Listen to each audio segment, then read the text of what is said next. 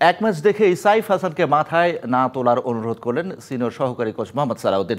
ক্রিকেটারদের মধ্যে সুস্থ প্রতিযোগিতার মানসিকতাকে ইতিবাচক বলছেন সিনিয়র এই কোচ। অন্যদিকে ডাচদের লক্ষ্য দ্বিতীয় ম্যাচে ঘুরে দাঁড়ানোর। বাংলাদেশ নেদারল্যান্ডস দ্বিতীয় টি-20 কাল। ম্যাচ শুরু সন্ধ্যা 6টায়। সিলেট থেকে শাহরিয়ার হোসেনের রিপোর্ট। সিলেটে তীব্র গরমেও সোহান শামীমরা নেটে ব্যাটিং অনুশীলনে। কোচদের চোখ সরছে না কারো থেকে।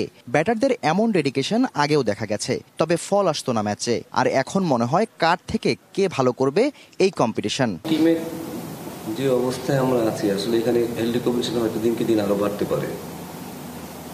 পারে এবং এজ এ ভালো প্লেয়ার হিসেবে আমাদের যে ধরেন ভিতরে যে নিজস্ব চিন্তা ভাবনা, অনেক সময় মনে হয় না আমি পারফর্ম করলে, আমি মনে মনে চাই যেন রাবি যেন পারফর্ম না করুক।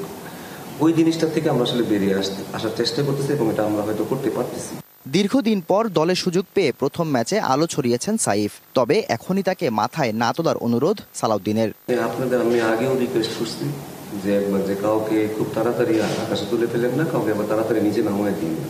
অন্যদিকে ডাচদের লক্ষ্য সিরিজে সমতা ফেরানো। যদিও তাসকিন মুস্তাফিজের মতো কোয়ালিটি বোলারদের বিপক্ষে কাজটা কত কঠিন সেটাও জানে ডাচরা। পুরো দল জয়ের ব্যাপারে বিশ্বাস রাখছে। গতকাল আমাদের অনেক কিছুই শেখার ছিল। বাংলাদেশের মতো পূর্ণ সদস্য দেশের বিপক্ষে নিজেদের সেরাটা খেলতে হবে। সেক্ষেত্রে সিরিজ জেতা কেন সম্ভব নয়।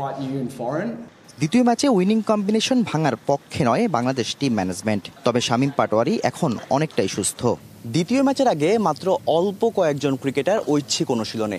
আর সেই অনুশীলনেই সবচেয়ে বেশি মনোযোগী 3 coach Phil Simmons, Mohammad Salahuddin এবং জুলিয়ান উড। ব্যাটাররাও পারদর্শিতা দেখাচ্ছেন, মনে হচ্ছে কেউ কারো চেয়ে কম না। যদিও মোহাম্মদ সালাউদ্দিন রাতারাতি সব বদলে যাওয়ার পক্ষে নন, উন্নতি চান ধীরে ধীরে।